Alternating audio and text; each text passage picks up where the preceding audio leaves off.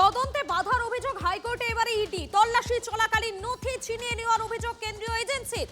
বিচারপতি শুভ্রা ঘোষের দৃষ্টি আকর্ষণ, আগামীকাল শুনানির সম্ভাবনা রয়েছে। মামলার নথি নিয়ে যাওয়ার পরামর্শ বিচারপতির। আরো একবার জানাই, তদন্তে বাধার অভিযোগে হাইকোর্টে এবারে ইডি তল্লাশি চলাকালীন নথি ছিনিয়ে নেওয়ার অভিযোগ কেন্দ্রীয় এজেন্সির। বিচারপতি শুভ্রা ঘোষের দৃষ্টি আকর্ষণ, কাল শুনানির সম্ভাবনা, মামলার নথি নিয়ে যাওয়ার পরামর্শ বিচারপতি।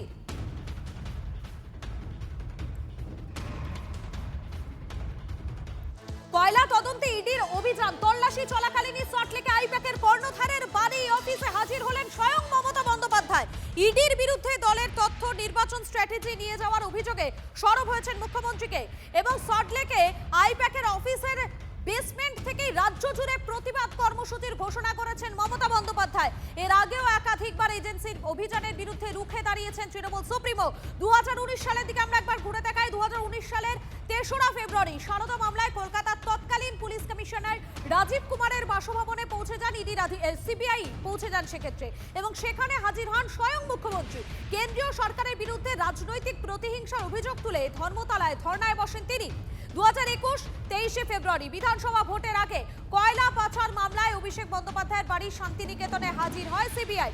সেদিনও সকালে অভিষেকের বাড়িতে পৌঁছে গিয়েছিলেন মমতা বন্দ্যোপাধ্যায়।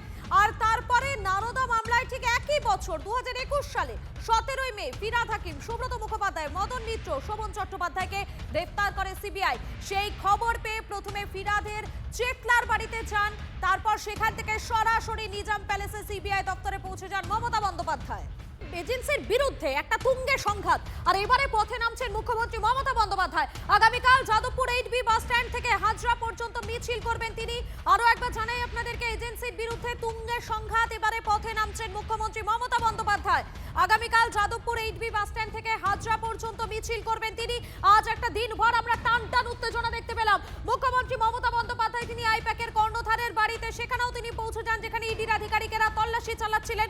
সেখান থেকে বেরিয়ে তিনি সোজা সল্টলেকের সেক্টর 5 এ আইপ্যাকের যে অফিস, সেই অফিসেও তিনি পৌঁছে যান যেখানে ইডির আধিকারিকরা তারা সেখানে তল্লাশি চালাচ্ছিলেন।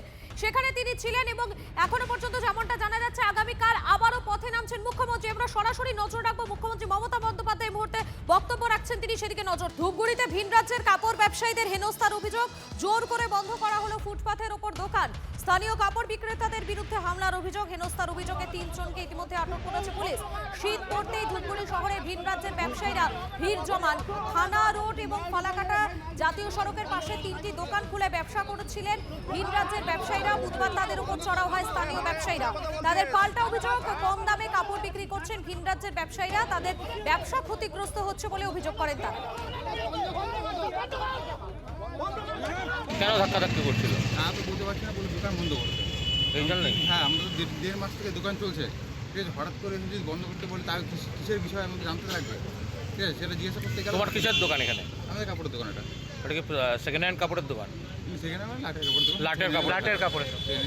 তো বলছে এটা এতদিন ধরে তো কোনো আপত্তি হয় না? এতদিন 1.5 মাস হয়ে গেল, 1.5 মাসে বেশি চলতেছে। এতদিন ধরে কোনো আপত্তি নেই। ওটার দাবিটা কি?